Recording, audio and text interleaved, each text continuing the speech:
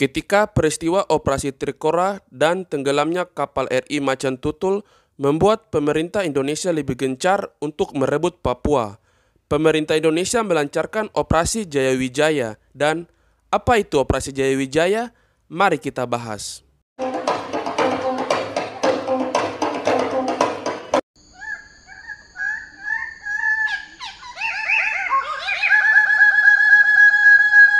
Hai, selamat datang di channel Tongpo Cerita, yaitu channel yang membahas seputar hal tentang Pulau Papua.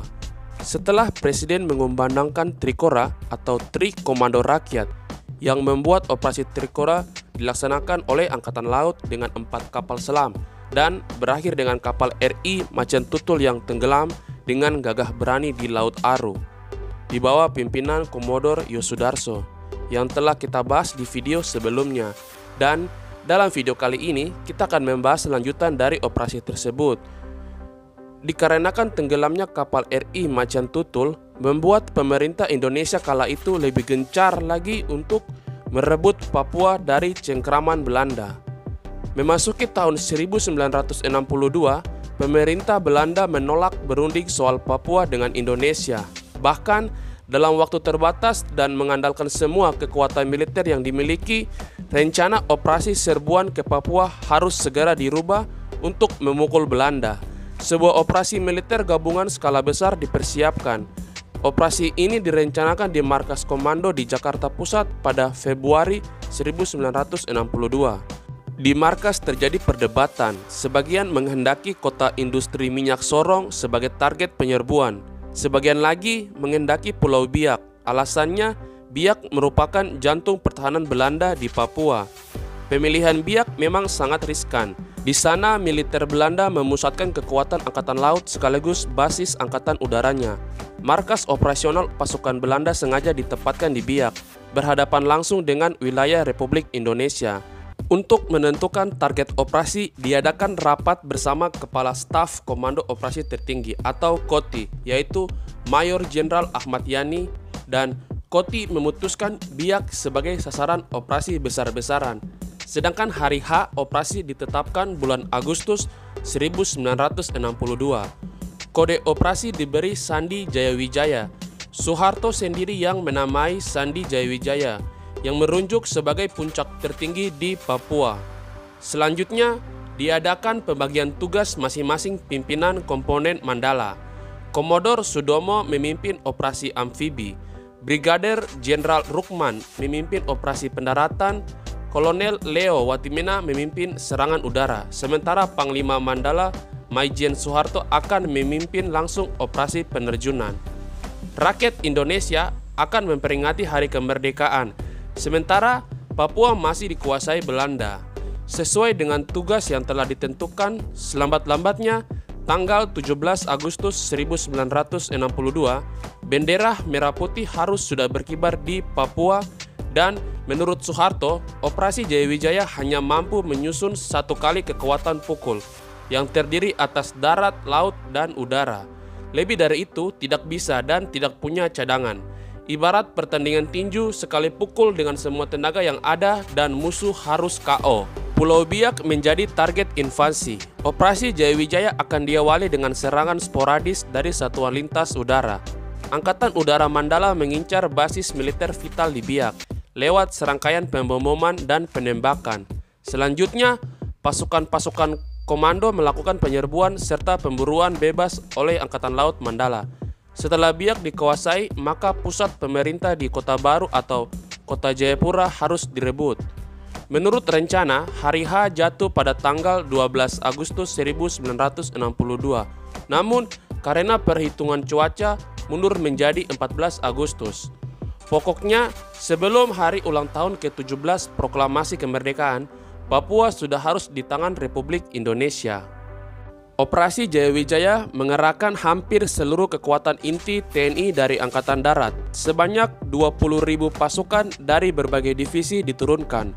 Angkatan Laut menyumbang 126 kapal meliputi buru torpedo, kapal selam, kapal fregat, buru selam, kapal cepat torpedo, penyapu ranjau, tanker, kapal rumah sakit, termasuk 33 kapal pengangkut dan 10.000 pasukan elit Marinir Corps Komando.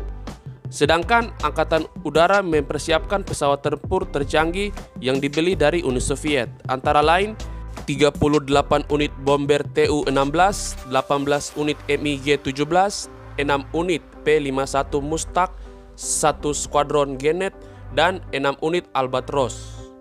Operasi ini melibatkan personil pasukan sebanyak 70.000 orang. Pada hari H, tugas tempur dipercayakan kepada pasukan para komando baik dari TNI Angkatan Darat maupun TNI Angkatan Udara. Sebanyak 1 brigadir pasukan para komando yang tergabung ke dalam Satuan Tugas Seno yang dipimpin Kolonel Mung Parha Dimulya akan diterjunkan di Biak. Pada H-2 akan dilaksanakan pendaratan pasukan amfibi secara besar-besaran oleh pasukan pendarat 45 atau Pasrat 45. Sesuai doktrin Komando Mandala, sebelum mendarat Pasrat 45, maka personil Kopaska atau Komando Pasukan Katak yang terlebih dahulu menyusup akan melakukan pembersihan pantai dari rintangan alam dan manusia seperti jebakan ranjau, sarang meriam musuh, dan lainnya. Sementara untuk membersihkan ranjau kapal dilaksanakan oleh Kesatuan Kapal Penyapu Ranjau. Pasukan-pasukan yang menyusul mendarat dalam Operasi Jayawijaya adalah para pasukan marinir. Demi membackup Operasi Jayawijaya yang didominasi oleh operasi amfibi berisiko tinggi, telah disiapkan pasukan cadangan sebanyak 2 brigadir pasukan para komando untuk memperkuat pasukan yang bertugas menduduki Jayapura dan Sorong. Di saat Soeharto hendak melaksanakan misinya, tiba-tiba keluar perintah untuk menunda operasi. Ternyata, di belahan bumi yang lain, para negosiator Indonesia beraksi. Berdasarkan tekanan Amerika Serikat, Belanda bersedia berunding dengan Indonesia.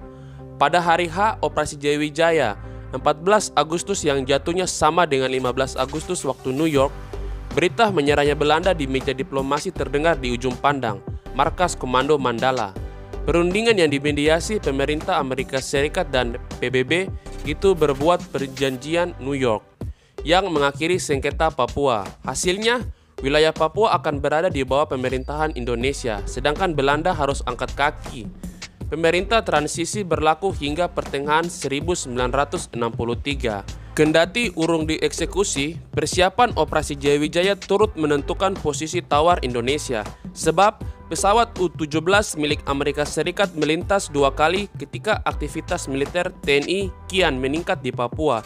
Pengintaian itu sengaja dilakukan, dan potret dari udara memberikan gambaran betapa perang siap pecah.